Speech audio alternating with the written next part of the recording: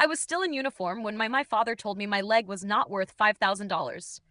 The doctor had just used the word disability, not as a warning, but as a reality if surgery did not happen soon.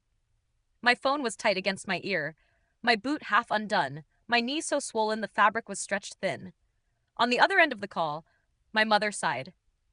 My sister laughed, and my father said in a calm, almost gentle tone, "Sweetheart, we just bought a boat. This isn't a good time." That was the moment something inside me went silent. I was stationed 2 hours from home when it happened during a routine training exercise that was meant to be uneventful. We had done it many times before. Movement under load, controlled pace, nothing unusual. I remember the sound first, a sharp, wet pop that did not belong in a human body. Then the heat, then the ground coming up too fast. Pain in the military is familiar. You learn early how to separate discomfort from real danger. This was not that. This was the kind of pain that takes your breath and replaces it with static. I tried to stand, but my leg collapsed like it no longer belonged to me. The medic dropped to his knees beside me, fingers already working, eyes focused. "Don't move," he said firmly, without softness. At the clinic, the fluorescent lights buzzed above as I lay on a narrow bed. My uniform was cut away at the knee. My leg was swelling by the minute, the skin tight and glossy, shifting into colors I did not have names for, purple, yellow, and something darker beneath.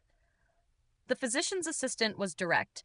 "You have significant ligament damage, possibly more," she said, tapping the screen where my MRI was displayed. "You need surgery soon." "How soon?" I asked. She paused, and that pause answered the question. "This week," she said. "If you wait, you're looking at long-term impairment. A limp, limited mobility, possibly permanent." I nodded as if she had commented on the weather. The issue was not the surgery. It was approval. Anyone who has served understands the waiting. Forms, reviews, authorizations, someone else's signature standing between you and your own body. The earliest the military medical system could approve the procedure was weeks away. Weeks I did not have. The PA lowered her voice. "If you can do this off base," she said carefully, "you should." "How much?" I asked. She wrote the amount on a scrap of paper and slid it across the tray. That number was only the upfront cost, the down payment on being able to walk normally again. That night, I sat on the edge of my bunk, my leg wrapped in heavy gauze, my boot on the floor like something discarded. Around me, the barracks were alive. Laughter, music, someone shouting at a video game. Life continuing. I stared at my phone for a long time before calling home. My father answered on the third ring. "Hey, kiddo," he said, cheerful and distracted. I could hear metal clanking in the background, tools, or maybe the television. "Dad," I said. My voice sounded steadier than I felt. "I got hurt. It's serious." He listened as I explained. I kept it factual. Injury, surgery, timeline, cost. I told him I would pay it back. I told him I just needed help right now. There was silence, then the familiar exhale he always gave before saying no. "We just bought the boat," he said. "You know the timing is bad." I closed my eyes. "It's my leg," I said. "If I don't do this, I might not walk properly again." "Well," he replied, "you're young. You'll adapt." My mother picked up the extension, as she always did when things became uncomfortable. "Honey," she said gently, "maybe this is a lesson. You chose this career. You chose the risks. A limp will teach responsibility," she added, as if she were talking about a parking fine. Then my sister's voice came in, light and amused. "Relax," she said. "You always figure things out. You're the tough one, remember?" She laughed. Actually laughed. I looked down at my leg, at the blood seeping through the gauze, turning clean white into something ugly and undeniable. I thought of the doctor's words. Permanent. "I understand," I said, and I meant it. I did not cry. I did not argue. I ended the call and sat there in the noise of the barracks set, feeling something inside me lock into place, cold and clear. 2 days later, I was back in my small off-base apartment, moving on crutches, every step a reminder of what was at risk. The pain medication dulled the edge, but not the fear. I ran numbers through my head again and again. Credit cards, payday loans, anything that could buy time. There was a knock at the door. I opened it to see my brother standing there, his jacket stained with grease, dark circles under his eyes. He worked at a mechanic shop outside town, 60 hours a week for minimum wage, hands permanently scarred. He looked at my leg and swore quietly. "They didn't help you," he said. It was not a question. I shook my head. Without saying anything else, he reached into his pocket and pulled out a thick bundle of bills. Tens and twenties, worn and wrinkled. He pressed them into my hand. 800, he said. I sold my tools, all of them. I stared at him. You need those, I said. I need you walking, he replied. I'll figure the rest out. My parents had assets, savings, equity, a boat named after a vacation spot they had visited once. My brother had nothing, and he gave me everything. I took the money, not because it was enough. It was not even close. I took it because I needed to remember that moment. I needed to remember who showed up when I was bleeding. As he left, he squeezed my shoulder. You'll be okay, he said. You always are. He did not know what was coming next. I did. I did not sleep that night. Not because of the pain, though it pulsed in slow, steady waves, but because my mind would not stop replaying old scenes I had worked hard to bury. Moments I had told myself were unimportant. Evidence I had hidden beneath discipline and duty. When you grow up in a family like mine, you learn early how to define yourself. My sister was the investment. My parents said it openly, without embarrassment. She had potential.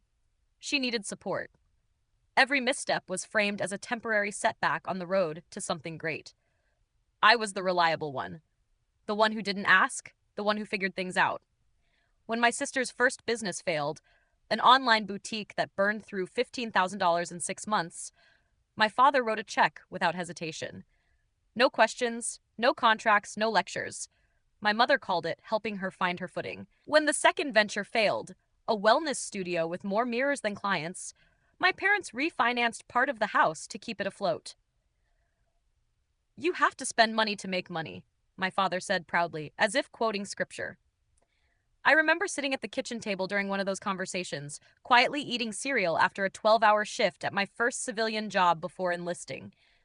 I didn't speak. I just watched. When I was 22, my car's transmission died. I needed $2,000 to get it fixed to commute. I asked my parents for a loan, not a gift. They agreed on conditions. My father printed a contract from his office, interest included, 5%. My mother insisted it be notarized. It's important to be formal, she said. It builds character. For 6 months, I ate canned food and walked miles to save on gas. I paid them back early, genuinely believing that responsibility would earn respect. It didn't. It just set the standard for how much I could endure without complaint. Sitting in my apartment later, leg elevated on mismatched pillows, that pattern finally made sense. This wasn't about money. It never had been. They had money. They just didn't have it for me. The next morning, I called the military hospital again. The answer hadn't changed. Approval was still pending. Timeline still under review. Time I didn't have.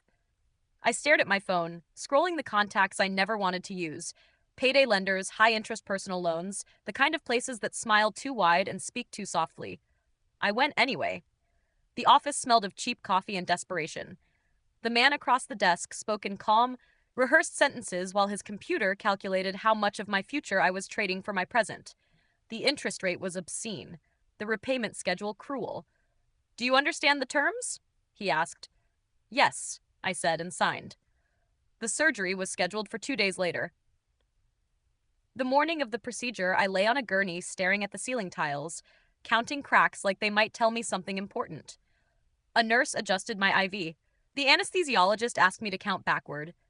As the world faded, I thought of my father's voice.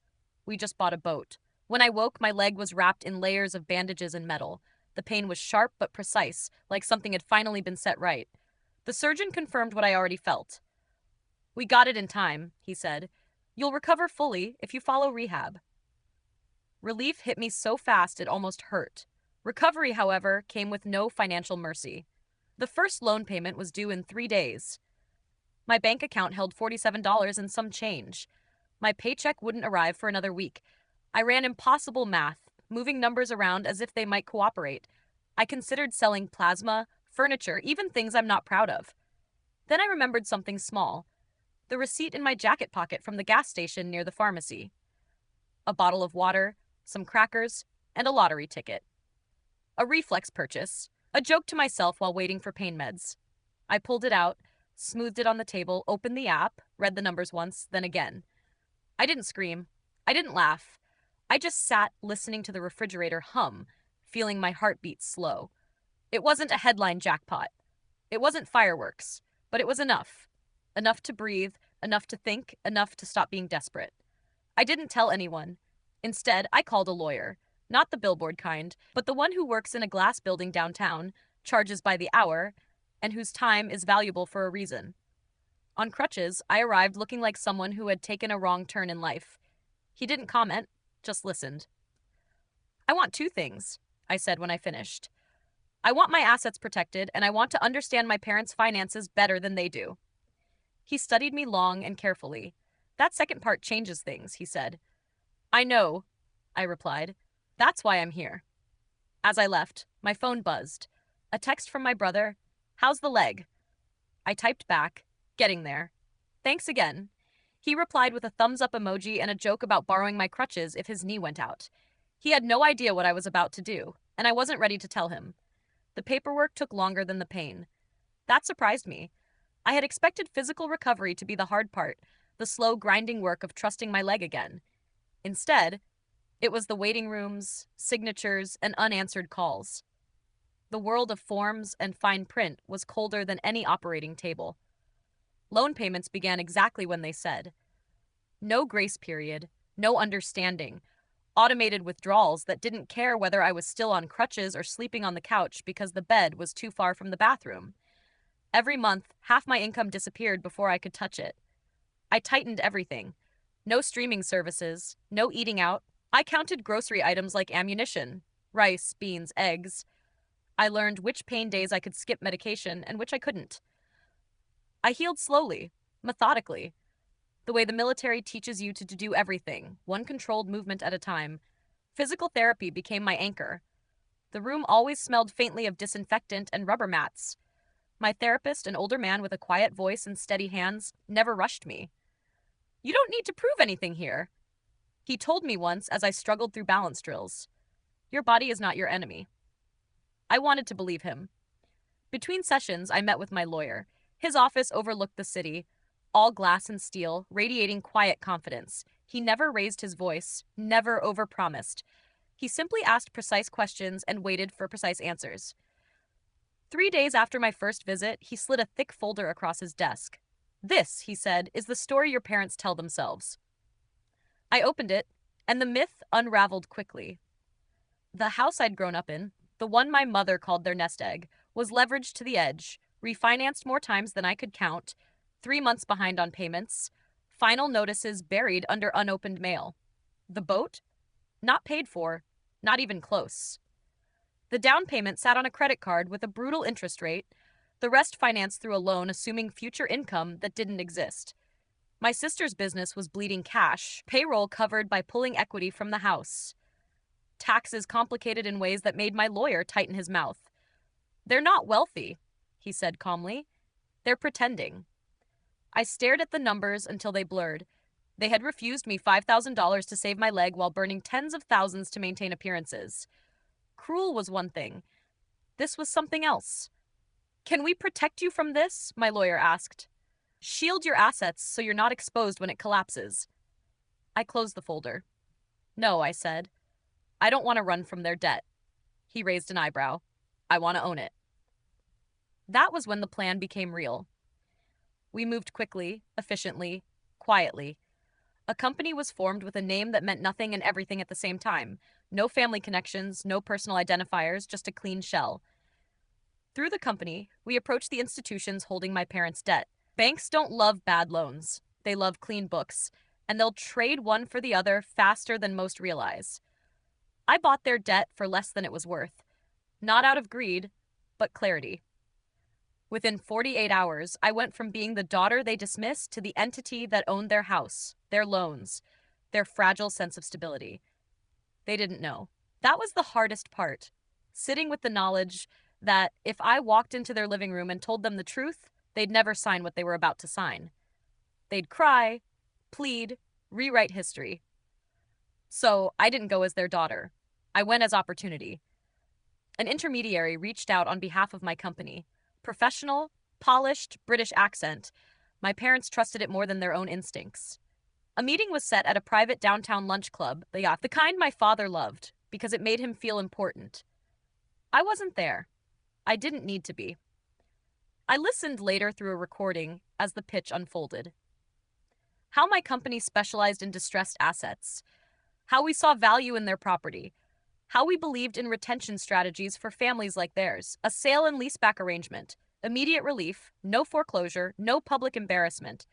They could stay in the house, maintain their lifestyle, even receive a small line of credit to stabilize operations. My father hesitated. I could hear it in his voice. My mother asked careful questions, but only about optics, not terms. My sister talked about expansion. The contract was long, 50 dense pages. Buried inside was a clause sharp as a blade. Any violation, late payment, misuse, immediate termination, immediate possession, no court delays, no grace. They didn't read it. Why would they? People like my parents never believe the rules are meant for them. When the pen scratched paper, I felt something settle in my chest. Not satisfaction, not joy, but finality. That night, I stood from the couch without crutches for the first time. My leg held. I took a careful step, then another. I wasn't limping anymore. For the first time since the injury, I smiled, not because I'd won, but because I could finally stand on my own. They still thought I was the daughter who would figure it out. They had no idea what they'd just given me. I didn't rush the next step. That was the discipline the army had instilled. Move with intention, not impulse. When you hurry, you make noise. When you make noise, people look. And if there was one thing I needed, it was silence. From the outside, nothing changed. My parents told friends they'd restructured, using words like savvy and strategic at dinner parties. My sister posted filtered photos online, champagne flutes, a new bracelet catching the light, captions about alignment and abundance. They looked lighter, relieved, almost smug. They had no idea they were tenants. I watched from a distance, rebuilding my body while they rebuilt their illusions. Physical therapy progressed from balance boards to resistance bands, from cautious steps to controlled lunges. My therapist nodded approval, then pushed harder. "You're stronger than before," he said one afternoon. "That injury forced you to correct things you didn't even know were off." I understood what he meant. Pain, when addressed, doesn't just heal, it recalibrates. Financially, the same principle applied. Once I owned the debt, the numbers stopped being scary. They became tools.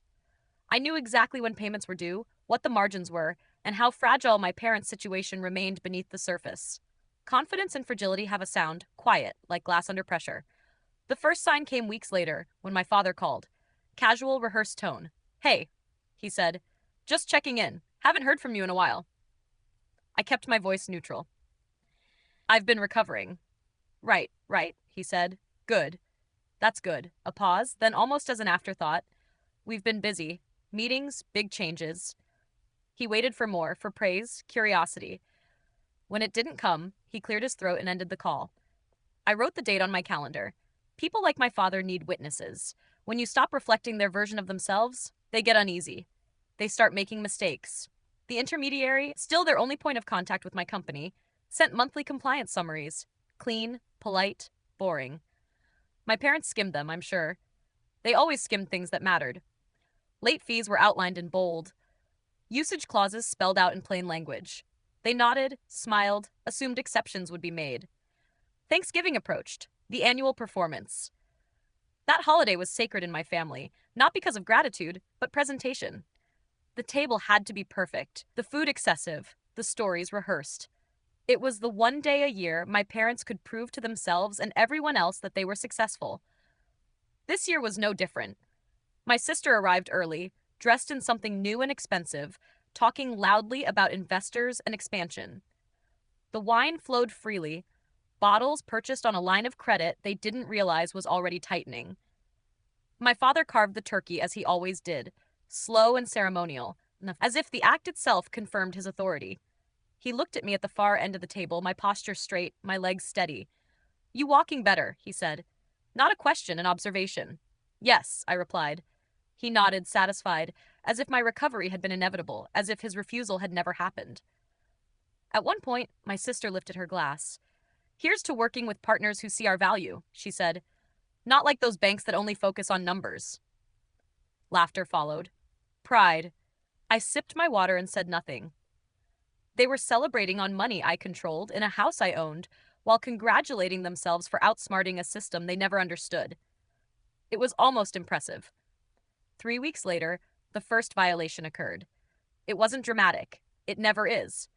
A payment was scheduled. Reminders were sent. Emails went unread. My father tried to process it online late one night, assumed it went through, and went to bed feeling accomplished. It hadn't. By morning, it was too late. The clause didn't care about intent or excuses. It cared about timestamps. At 12:01 a.m., the lease terminated. By 8 a.m., notices were filed. I watched the confirmation populate on my screen, clean and irreversible. Then I scheduled the meeting. The intermediary framed it as a routine compliance review. My parents arrived irritated, not worried, 20 minutes late, complaining about traffic, demanding coffee. "Where's the senior partner?" my father asked. "We don't have time for junior staff." I was already seated when I turned my chair to face them. For a second, they didn't recognize me. Then my sister's smile collapsed. My mother's face drained of color. My father stared, mouth opening and closing, searching for a version of reality where this made sense. "Hello," I said evenly. "Mom, Dad." Silence pressed in around us, thick and heavy. "I'll be handling this," I continued. "I'm the owner." The words landed exactly where I aimed them. My father surged forward, anger flashing hot and immediate. "This is a joke." "No," I replied. "It's a contract." I laid everything out, slide by slide, the debt purchase, the missed payment, the clause they hadn't read. My mother began to cry, not the composed tears she used in public, but raw, panicked. "You tricked us," she whispered. I shook my head. "You signed." Security stepped closer as my father's voice rose, threats spilling faster than he could control. He mentioned accounts he shouldn't have. I listened. When he finished, I placed a single document on the table. "I reported that," I said quietly. "Weeks ago." The room went still. Outside, the air was cold and clean as I stepped out. I took a full breath, weight evenly on both feet. I pulled out my phone and called my brother. "Pack your things," I told him. "I bought the shop." Silence, then disbelief, then laughter through tears. I ended the call and stood for a moment, feeling something unfamiliar settle in my chest. Not revenge, but resolution. The fallout didn't happen all at once. Collapse is usually quiet, a series of small sounds people ignore until the silence afterward is undeniable. After the meeting, my parents couldn't go home. By the time they arrived, the locks had already been scheduled to change. A notice was taped cleanly to the front door, printed on heavy paper, formal and unforgiving. No raised voices, no scene for the neighbors, just procedure. My mother called first. I let it go to voicemail. Her message was long, fractured, full of half-finished sentences. She cried, then tried to sound reasonable, then cried again. She said words like family and misunderstanding. "How could you?" She never said I'm sorry. My father called next. No tears, just rage. "You think you're clever?" he snarled. "You think this makes you powerful?"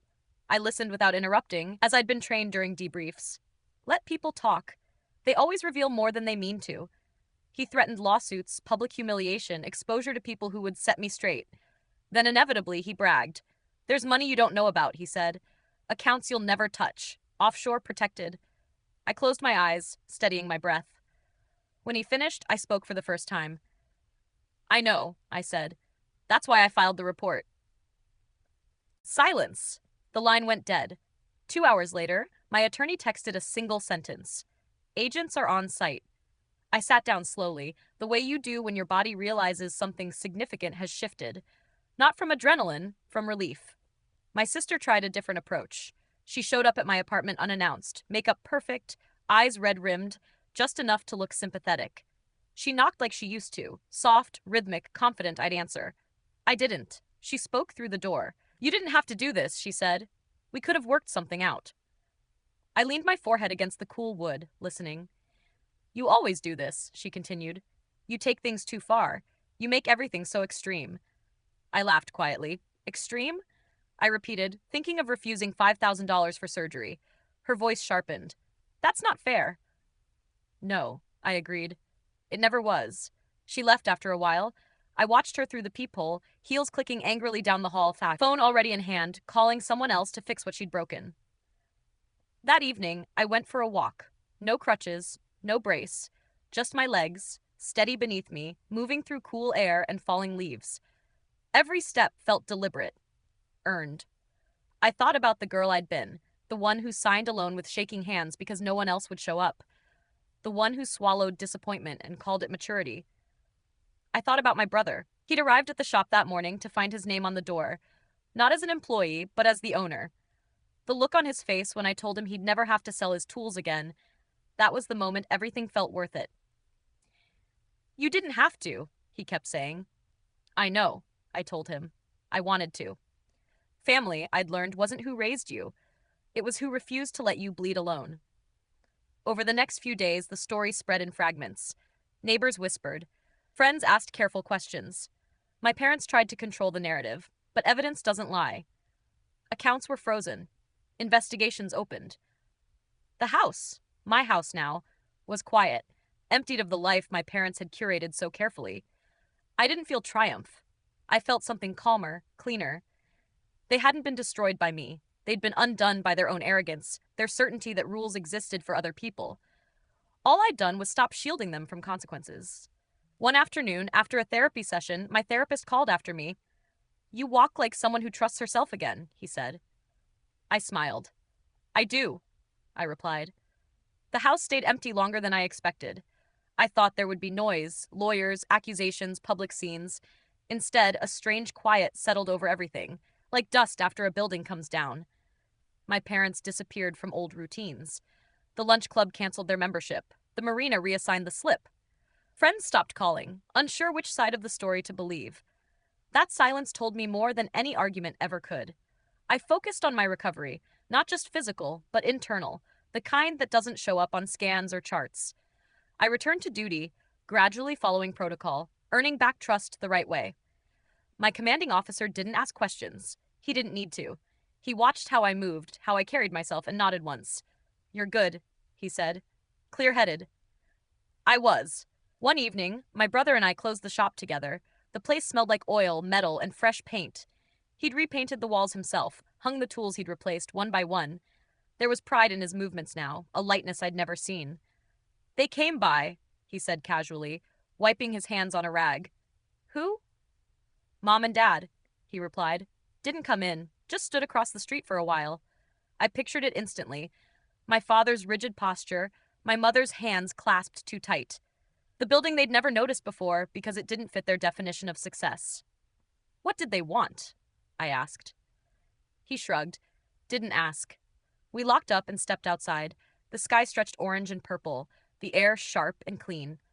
I told them this place wasn't theirs, he added after a moment. Told them they should leave. You didn't have to do that, I said. Yes, he said gently. I did. A week later, I received a formal notice from my attorney. Charges were moving forward. Timelines set. Nothing sensational, just the machinery of accountability grinding on, patient and relentless. My mother tried one last time. She sent a letter handwritten, pages long. I read it slowly, then again. She wrote about how hard things had been, about how she'd done her best, about how families make mistakes. She wrote about forgiveness as if it were owed, something transactional.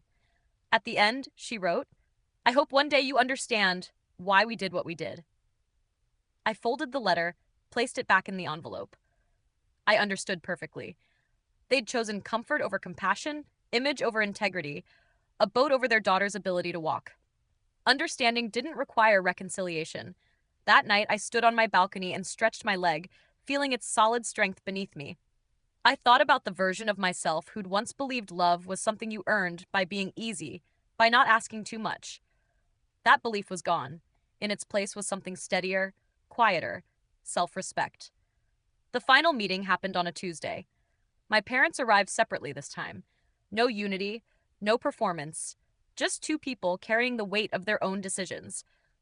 My father didn't look at me when I entered the room. My mother did, then quickly looked away. The attorney reviewed the terms, the outcomes, the consequences. There was no drama left to mine. When it was over, my father finally spoke. You didn't have to ruin us, he said hoarsely. I met his gaze, level and calm. I didn't ruin you, I replied. I stopped saving you. He flinched as if struck. Outside, the air was crisp. Fall had deepened while I wasn't paying attention. Leaves crunched underfoot as I walked to my car. Each step sure, unbroken. I thought of the night I'd sat bleeding through gauze, phone pressed to my ear, being told it wasn't a good time. I thought of the $800 in my brother's hands, and I knew, without doubt, that I'd gone exactly far enough. I didn't expect closure to feel ordinary. There was no final confrontation in the rain, no dramatic apology, no instant understanding or embrace. Life didn't work that way. Not after the choices my parents had made.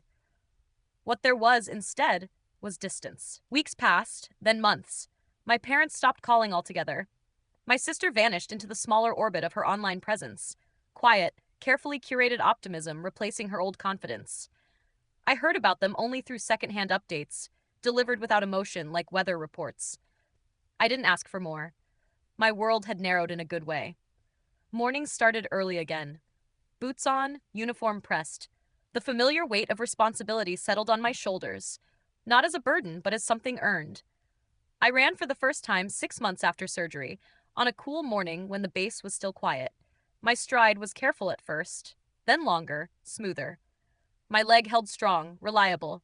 I slowed to a walk and laughed out loud, surprised by the sound as much as anyone who might have overheard. That laugh belonged to someone new. My brother thrived in ways I'd always known he could, once someone got out of his way. The shop expanded. He hired 2 apprentices. He stopped apologizing for taking up space. One night, over takeout eaten on overturned crates, he looked at me and shook his head. "You know," he said, "I still can't believe you did all that." "I didn't do it alone," I replied. "No, but you finished it," he said. That mattered more than he knew. I thought often about the word family, how easily it's used, how rarely it's examined. Growing up, I'd believed family meant endurance, loyalty at any cost, silence as proof of love. I know better now. Family is who shows up when there's blood on the floor, who doesn't ask whether it's convenient, who doesn't turn your pain into a lesson. My parents had chosen a boat over my leg, image over integrity, comfort over compassion. They hadn't just refused money, they'd refused to see me. And in doing so, they'd given me something unexpected. Clarity. I didn't become cruel. I didn't become vengeful. I became precise. I used the same system they'd trusted to protect themselves. I followed the rules they'd ignored. I let consequences do what arguments never could. Some people will say I went too far. Maybe they're right, from the perspective of those who've never been told their suffering was inconvenient or who've never had to choose between dignity and survival. But here's what I know. I can walk without pain. I can sleep without resentment. And I can look at myself in the mirror without wondering why I wasn't enough. That's not revenge. That's freedom. If you're listening and something in this story stirred, if you've ever been the dependable one, the quiet one, the one told to endure because you always could, I want you to know this. You're not weak for needing help, and you're not wrong for stopping the cycle. I'd love to hear your thoughts. Do you think I went too far, or just far enough? Leave a comment below and tell me where you're listening from. We share stories like this every day.